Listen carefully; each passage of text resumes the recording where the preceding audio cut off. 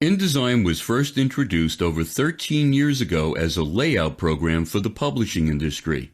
Now it is the largest selling layout application in the world, being used to design and produce magazines, newspapers, books, EPUBs, advertising, brochures, reports, as well as engaging interactive and animated projects for on-screen, the web, and devices such as the iPad. How can this great success be explained? The introduction of amazing breakthrough features in each new version of the application, features that have made the layout process simpler and far faster.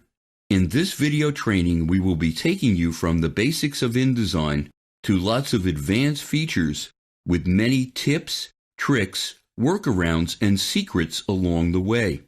I will even touch on the techniques I use for uncovering so many tips, tricks, and secrets for www.layersmagazine.com.